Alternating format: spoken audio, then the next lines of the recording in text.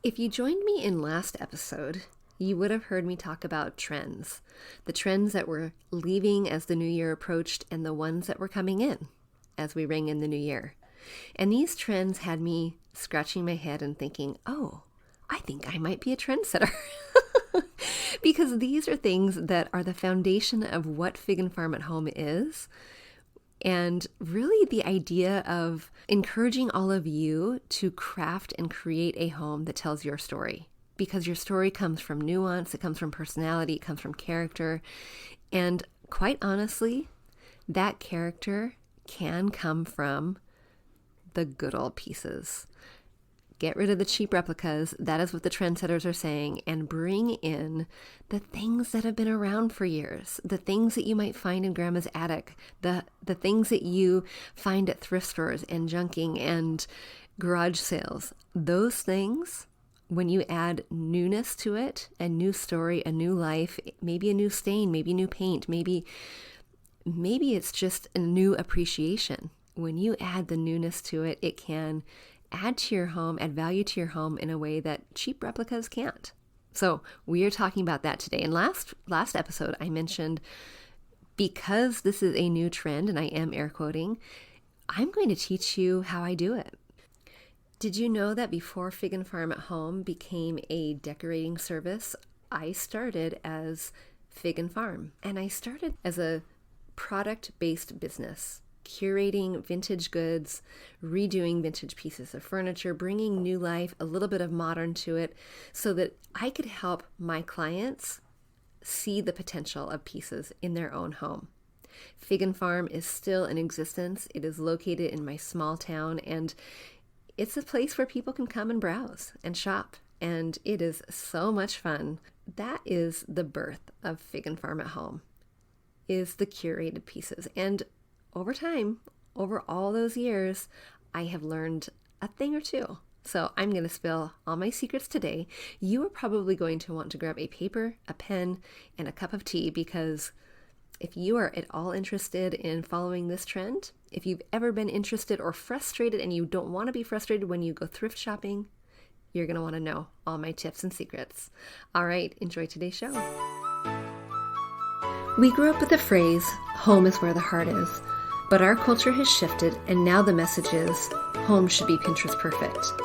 I'm calling BS on that message. Home, it's not about the stuff, it's about the story. And whether you know it or not, your home is a reflection of you and is already saying something. So what is it that you want it to say? Hey, I'm Danny, a former first grade teacher turned home decorator. Going from a dual income to a single income so I could stay home with my babies meant budget, like ramen eating, Goodwill shopping budget. And I learned a few things along the way, like how to bring big style to your home without breaking the bank. And I'm sharing it all with you. Tips, tricks, decor, and design advice so you can learn to tell your story with your style, where you can start living free from the Pinterest perfect trap and start living a life of intention. Welcome to Fig and Farm at Home, where we design happy living and where it doesn't have to be perfect to be beautiful.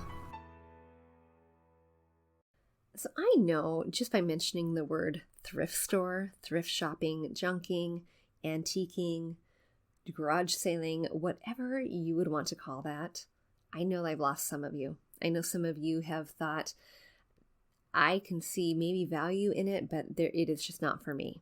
And I want you to just stick with me for a minute. Maybe I'll convince you to give it a try. Maybe I won't. We're going to talk about why I do it, why I started, and some of the reasons why maybe it wouldn't be good for you. Because just because it's there, just because it could be opportunistic for some people, doesn't mean it is for everyone. I grew up thrifting. It was something that, being raised as the youngest child of 6 kids, we needed to shop cheaply. And so that's what we did. And I hated it. If I'm being quite honest, I hated it. Garage sailing, didn't like it, didn't want to go with my mom, didn't want to do the thing, and definitely did not want to wear pants or clothes or anything that was hand-me-down. But again, I was the youngest of 6, and so I got hand-me-downs anyway, and so then to go and get hand-me-downs from someone who wasn't even in my family, forget it. But it wasn't until I had my first baby, went from dual income to single income, that thrifting became a part of my culture. And I don't want to say my family culture because Mr. Fig and Farm doesn't do it. In fact, there have been way too many times when I brought home a piece of furniture and he looks at it and thinks, what in the heck is that? And I fix it up, do it up, and I sell it for a profit, and he's shocked. He's left scratching his head. So it's not part of, I guess it's part of our culture. We can call it part of our family culture. He just doesn't go, but I go. Okay, so here's what happened. Starting as a teacher and getting pregnant, having my baby, and I just realized I don't necessarily want to have someone else hang out with my baby while I'm with their babies. It didn't make sense to me. But gosh, we were poor. We were poor as church mice. And there were times when, we would splurge on Mr. Fig and Farm's work outfit because he was wearing, not a suit, but he was wearing a tie and a collar to his job. And I wasn't, but my body was changing. My pregnancy body, my baby belly body, my post-baby body, it was all changing. And little one was growing. And so we needed to get some things on the cheap. And which is what we did. We went to thrift stores in order to do that. Well, we splurged on the really inexpensive stuff for Mr. Fig and Farm. That's what we did. But it was also at that time when I just got super incredibly bored with looking at the same four walls. And I've shared before that I painted and the paint was transformational and all of that. But what I haven't shared with you is that around this same time, I inherited a desk from my grandpa. And it was a really nice desk. I still have it. But I didn't really like the wood. And so I thought, well, I'm just going to paint it and see what happens and add new knobs. And it looks fantastic. I, of course, had no idea what I was doing. I had no idea. But that was the beginning. That was the beginning, me heading into thrift stores to get the clothes for little one and I, me redoing Grandpa's desk, and then realizing that there are some really fun treasures here. And actually, this is kind of a fun way to pass some time. Fast forward a couple years, Fig and Farm was born, and it was a place for creative outlet to happen. It was the height of the repurposing DIY movement. Do you remember that? About 10 years ago or so, where you could reimagine, and it's still happening, but I don't feel like it's happening as much. Or maybe it's because it was so blog pervasive. I don't know. But around that time, I started gathering and curating vintage goods and would sell them in shows, local shows, and I would head back to my friend's hometown in Iowa and we'd sell them together, and she opened her shop, I opened mine, and this was something that was a way to reimagine the good old stuff. If you can tell a story with the product in a way that entices people living nowadays in 2020, 2022, nowadays, if you can entice them with the good old stuff, if you tell the story that is intriguing, that was fun. That was a lot of fun. And so I have spent countless hours and time curating and repurposing and reimagining and reinventing these stories of these things that aren't quite done yet. These pieces that aren't quite done. So to hear that this is a trend that's coming in, I couldn't be happier. I just could not be happier. But here's the thing. Here are a few reasons why I think thrifting is a good thing. So if you've already tuned me out, okay, I think you probably already turned me off. But if you're still listening and are kind of half listening, hear this. There are a few reasons why you might want to thrift. And by thrifting, I mean this. I mean going to a thrift store, so Goodwill, Value Village, St. Paul's, whatever the thrift store is. I mean garage sailing. I mean looking on Facebook Marketplace, Craigslist, receiving hand-me-downs from friends, junking. I call it junking, and because one person's junk is another person's treasure, so that's what my little ones called it when they were teeny tiny. Even at getting hand-me-downs, all of that I am considering thrifting. So you might think, I'm not going into a secondhand store. I'm not going into Goodwill. I'm not going to do it. And okay, that's fine. But if you shop on Facebook Marketplace, guess what? You are thrifting. And that's good. Here's why. So here are 4 reasons why I think thrifting is a good idea. No matter what area or what version of thrifting you're kind of picturing right now, 4 reasons why I think it's a good idea. The first reason is that it saves you money. Sometimes you can find the exact same thing that you were hoping to buy brand new in the box off the shelf at Crate and Barrel, but you find it in the aisle of a thrift store. Imagine the savings when you do it that way. Sometimes you might need a new armchair, and you go on Facebook Marketplace and voila, there you find it. The one that you've been hoping for, and it's going to look great in your room, and you didn't have to pay the hundreds of dollars. The second reason I think it's a good idea to thrift is because you can find some really unique pieces. You know, when you go thrifting or look on Facebook Marketplace or wherever you go, sometimes you find items that you wouldn't find in the next store. You wouldn't find on the shelves of Target. Somewhere that is so pervasive, you wouldn't find it there. Sometimes you will, of course, but the opportunity for finding unique pieces at a fraction of the cost is greater. So one site that I want you to think about, and you may not know this site, but it's called One Kings Lane. And One Kings Lane is a very posh garage sale, basically. Go check it out. It's pretty unique. And these are items that have been curated from people like me and have put into this online marketplace for people like you so that you can find these one-of-a-kind pieces that you can't find when you go to a box store. Thrifting is like that.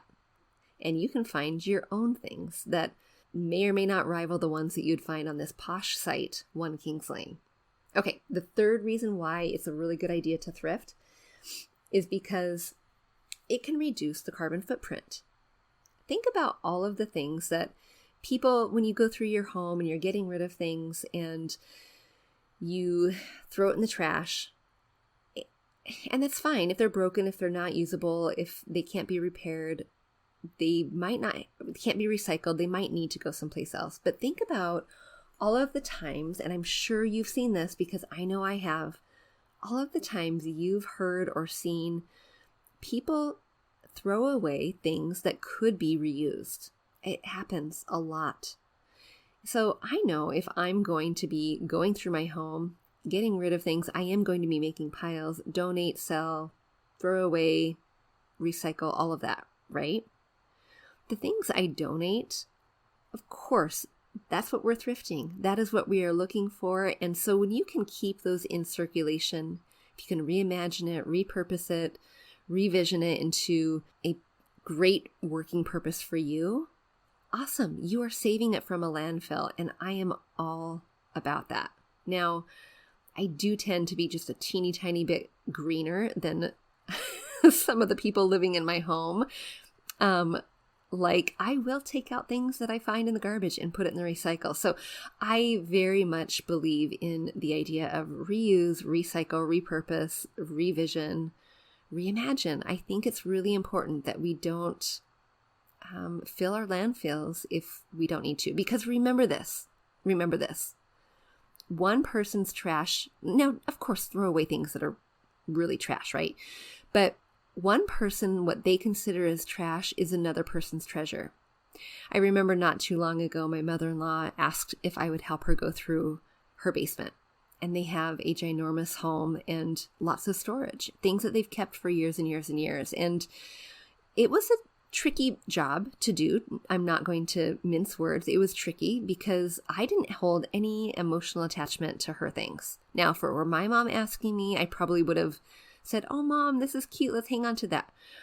But I didn't because I didn't grow up with any of those pieces. So being a neutral third party to her process was good. But I found myself saying this over and over and over again. And I think it was helpful for her because as she was ready to say yes or no to these pieces, I kept saying, it's okay. If you are ready to get rid of it, let's bless someone else because someone else is going to absolutely love it. Right now, it is sitting in your storage room, in your closet. It is not being used, but someone is going to absolutely love it. Someone else is going to find joy with it. Someone else is going to give it a life that you are not giving it right now. And you had your time with it, and it's okay. And she probably got tired of me saying that over and over. I gave different versions of that same thing, but that really is reality. One person, what they consider as trash, is another person's treasure. And it can be really special, to be quite honest. Okay, the fourth reason that I enjoy thrifting, and that maybe you will too, especially once you hear my tips for keeping it efficient and really what to look out for, is that it can be really fun. It can be so much fun to go treasure hunting. It feels like going treasure hunting without a map. You might have a map to get to the store, but really once you're there, I mean, you never know what you're going to find. It is so unpredictable that it really resonates with my personality, so I love it. I can imagine that some of you, it could be really very frustrating. And I hope that I might convince you otherwise in the other tips I'm going to share today. Okay, but with all the reasons why it could be really good for you to go thrifting, and remember thrifting is any one of those things, right? Going to a thrift store, shopping, Craigslist, Facebook Marketplace, getting hand-me-downs, any of that. But here are some things that you might want to consider that they might not be, actually, thrifting might not be the best for you. Sometimes things that get turned into thrift stores, things that you might purchase in that secondhand way, sometimes they're damaged and you might not know about it until you get home. And in that case, it kind of becomes a little bit of a bummer. Either you fix it or you have to repair it or give it away damaged, or now you're responsible for throwing it in the landfill. And so you might have wasted money in that case. Sometimes it can be beyond repair if you don't look at it close enough before you bring it home. Another reason why it could be kind of maybe a pitfall, I guess is what I would call this pitfall for thrifting, is that it's super non-efficient. It is the most non-efficient way to go shopping in the history of shopping. Okay, cue drama, but really it really isn't efficient because you don't know what you're going to get. You might have an idea of what you want. You might have a specific list of what you want, but you don't know until you get there. And you might go and find a million things one day, or you might go and find nothing. So it can be, if you're not sure what you're doing, if you don't know how to hone it in, it can be really inefficient.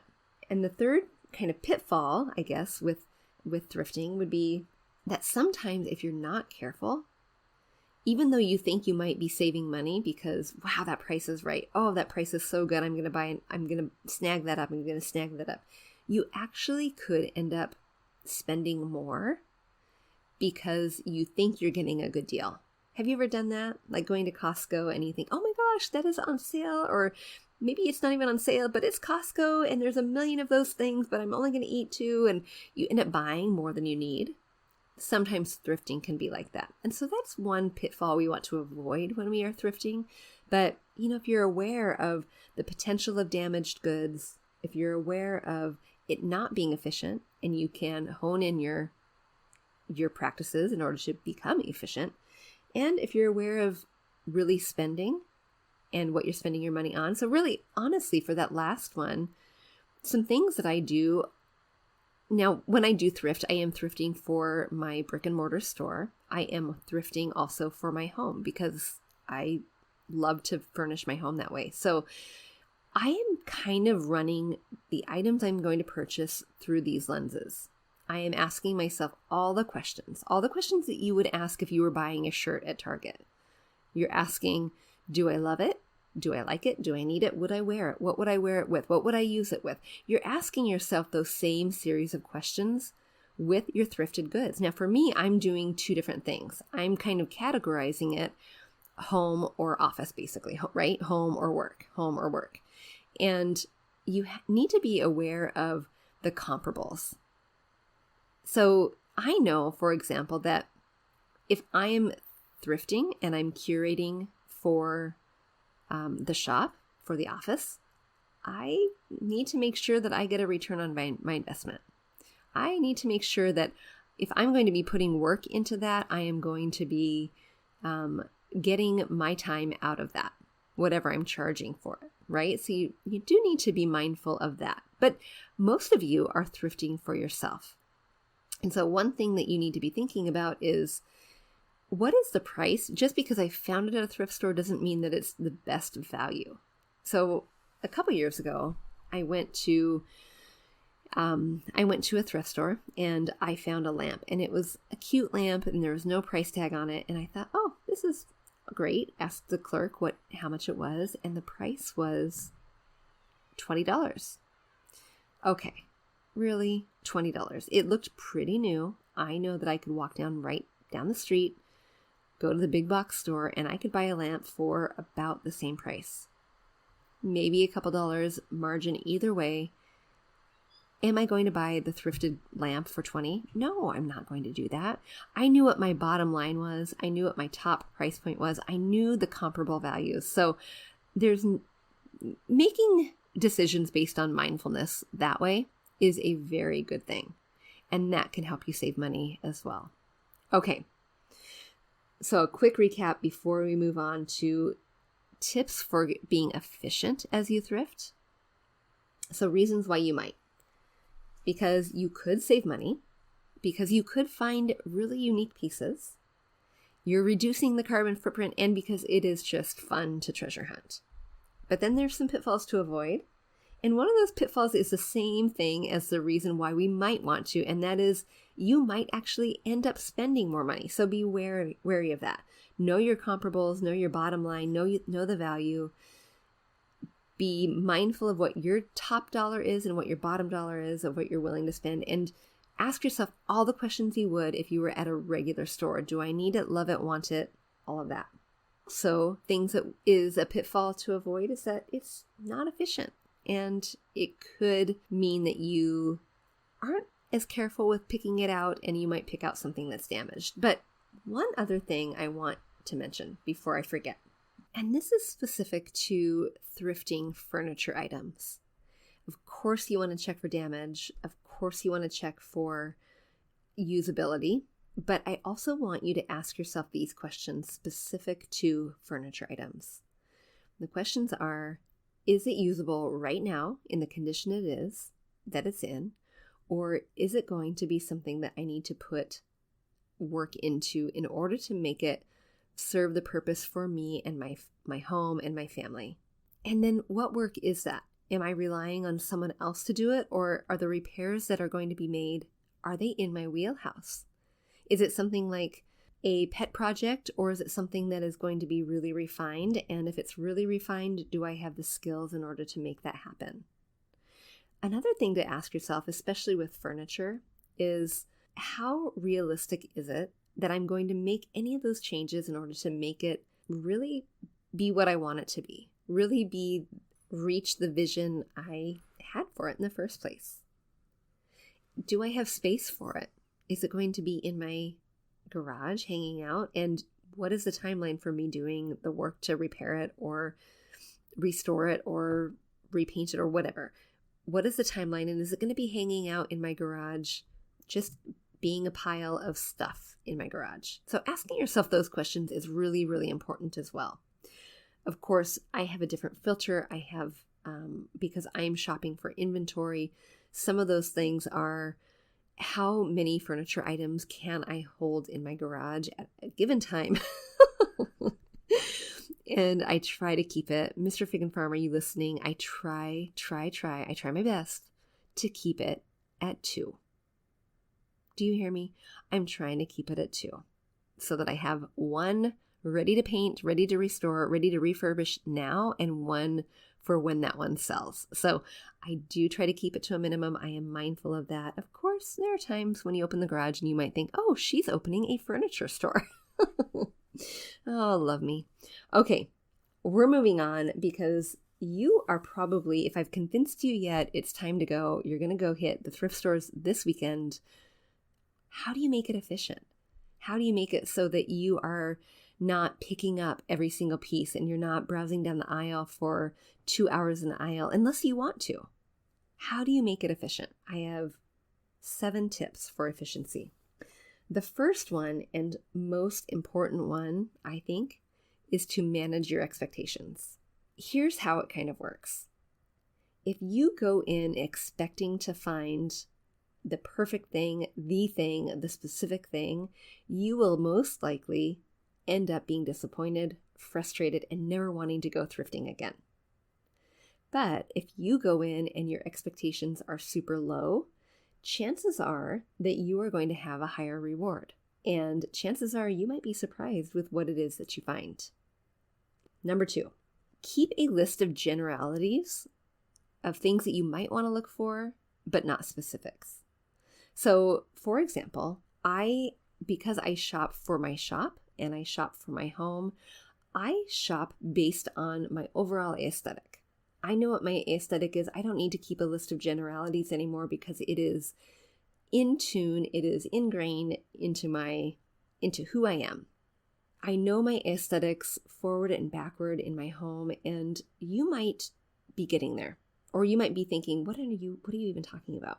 Okay, if you're there, if you don't know yet, if you still need to hone that skill, if you have no idea what I'm talking about, I want you to go back and I want you to listen to, I think it's episode 6 or 7, where it is a series, but where do I start in home design? And you are fine-tuning your aesthetic, not your style. Style is too global. We want to be more nuanced and we want to know what it is that make up our style. What is it? What are the teeny tiny little pieces that make up our style? Those are your aesthetics. Go back and listen to that episode and I walk you through how to do that. Okay, but because I have my aesthetic, I know it down pat, I know what I'm looking for all the time. So I know that I can go down an aisle. I might go down it 2 times, but I'm kind of going fast. I don't have a whole lot of time to give to this. And so I'm going to go fast, and things that catch my eye the first time, awesome. If I have a little bit of time, I might take 2 extra minutes in the aisle. So know your generalities, but keep your list of specific things in the background. This is where you're managing your expectations. Now, I do have one specific item that is constantly on my mind. It's constantly on my mind, and it is my unicorn. I don't know if I will ever find it. I probably will someday. It might be next year. It might be 5 years down the road. It might be 10 years down the road. It might be 20. I have no idea. But that is the specific stemware that was my grandmother's wine glasses. I have 3. And 3 doesn't make a complete set. It's fine. It's great, but they are beautiful. And I would love more so that I can have a set that reminds me of grandma. So that is always on my mind. However, I don't always remember it. So I'm remembering it today. I might remember it in 2 months when I go in, but I might not remember it this weekend if I go. So it is constantly on my mind. It is a specific piece. If I remember it while I'm there, I'm looking out for it, but otherwise I'm not. So keep a list of generalities. Okay, tip number 3, go often. Now, often for you is going to look different than often for me. And because I shop for the shop, I am going at least once a month, maybe 2 times a month. And if it's just for me, I might just go once a quarter. It depends. But go as often as you can for you, because you never know what you're going to find. It's a retail store, of course, but it is so different than Target or Walmart or Pottery Barn or Crate and Barrel. It is so different because these things aren't stocked in bulk. You literally don't know what you're going to find when you go in today. And if you go in tomorrow, even in an hour, it could be vastly different. So another quick tip that's not on my list is if you find it today, you love it, you see it, and you've asked yourself all those questions, get it. Or at least put it in your cart and walk around the store with it. Because you never know if it's going to be there when you go back. And you think about it over and over because you missed it. Okay, that was just bonus. Tip number 4, know your prices and your comparables. And I mentioned that before with the spending. Don't overspend because you know your prices and your comparables. That lamp story, that's this. You know that you can buy a brand new lamp for $20. So why would you thrift a lamp for $20? Unless it's unique, you love it. It's something that is a treasure. But if it is really a brand new lamp, or, newish in the last couple of years lamp style, that you know you could get the same thing down the street at a retail store, why would you spend more money on the thrifted item? So be smart about the comparables and know your prices. Okay, tip number 5. I've already given this away. This is fantastic. Ask the right questions. We've already talked about this one too. Do you love it? Do you need it? Do you like it? Do you have a space for it? Who's going to be repairing it if it needs repairs? Are those repairs dependent on you or someone else? And do they know that they are going to be doing that? That's a good question too. Asking all of those questions is going to help you decide if this is something that you actually should take home and commit to or not. And if it does need repairs, if it does need refinishing, is it something that you really want to take on? And if it is, fantastic. Take one project, but if you've never done it before, just take one, just one. Finish that, complete that, turn it into a piece that you love before moving on to the next, because you definitely don't want to have a thrift store in your garage. Okay, tip number 6.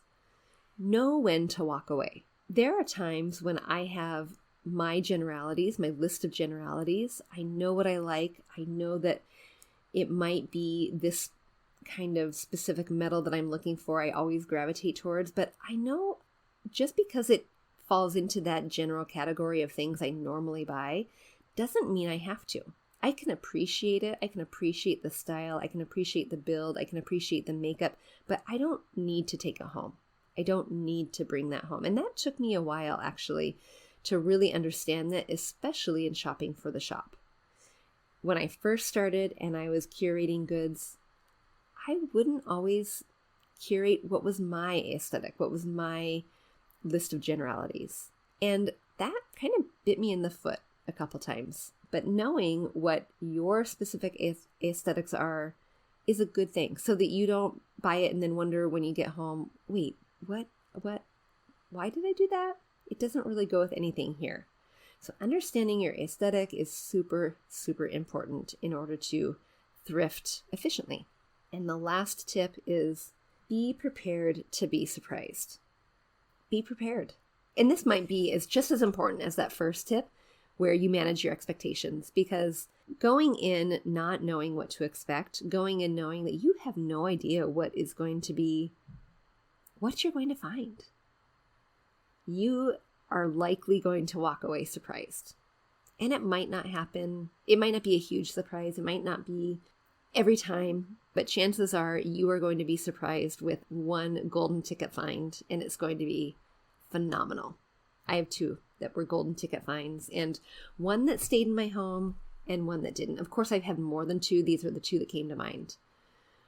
One that came to mind was for the shop, and I so badly wanted to keep it at home. If you can imagine a vintage mahogany, or maybe not mahogany, that feels too red, but a deep wood glass cupboard, a glass bookshelf. It has 2 open doors that kind of resemble French doors with panes of glass, deep wood, and it's probably about 7 feet tall. I wasn't looking for it. I wasn't actually needing any pieces of furniture. I was going for something else, and I found it. It stopped me in my tracks, and I may have gasped. I'm not sure. And I really wanted to lick the handle, but I didn't. I circled that thing like a shark, and I waited and waited until there was an employee nearby so I could have him help me rather than me leave it unattended and have it snagged from beneath me. But this was gorgeous, and I so wish I had a space for it. I brought it home, didn't really need to do much to clean it up and get it ready for the shop, and away it went. Someone found it, and I hope is loving it today. The other one, my be prepared to be surprised, is currently sitting in my library. And this is a piece that isn't necessarily my style if you were to think about it initially. But wowzer, does it look good in there. This is a glass French provincial table with brass legs. This is actually a style that is very traditional, and you would find almost this exact table in my mother-in-law's home. And she has a lovely home. She has a lovely style, and it's very traditional. And it's not necessarily me. It's not necessarily Danny's aesthetic. But I gravitated towards it because of the style of legs. And the legs are brass, of course, with a thick glass top. But the legs have hooves at the feet. And it is the coolest little thing. I absolutely love it. And it looks wonderful sitting atop my shag rug carpet in my library. It adds a bit of elegance to a room that could be otherwise masculine with all the books and the dark leather chairs. And so you put a little shag rug, you put a little glass, you put a little brass hooved footing, and there you have it. It's pretty spectacular. So those are my golden ticket. Those were my prepare to be surprised. I want to know what yours are. What are they? I want you to pop into the Facebook group and tell me, what were your golden ticket finds? What did you find that was surprising, that you absolutely love? And bonus if you share a picture. Okay, to recap really quickly, tips for efficiency, there are 7. Number 1, manage your expectations. Don't be specific. Keep a list of generalities. That is 2. Number 3, go often as works in your schedule. Not necessarily every day, every week, every month, whatever often is for you, because product changes so quickly. Number 4, know your prices and your comparables so that you are not overspending on a piece that you could get brand new at a retail store. Number 5, ask the right questions. Make sure that you love it, need it, want it, have space for it. If you need to repair it, redo it, that's in your wheelhouse to do it, that you're not relying on anyone else to make those changes happen. Number 6, know when to walk away. Know when you can appreciate a piece and say, you are going to be lovely with someone else. I can admire you, but I don't need to take you home. And number 7, be prepared to be surprised, because you never know what you're going to find, and it will probably be lovely. All right, and if I missed any tips for efficiency, pop those into the Facebook group too. I want to know. What do you do? What are your top 3 tips for thrifting, for finding your goods on Marketplace? How do you find them, and what are your tips? Share them with us. We want to know, because we are following that trend that I've been following for years before it was a trend. Get rid of the cheap replicas and bring in the good old stuff. All right, girls, I hope those tips are helpful. Next week, we're going to be having a conversation about the 10 things that are always on my list and what I make sure is a hard pass. And then what happens when you bring them home?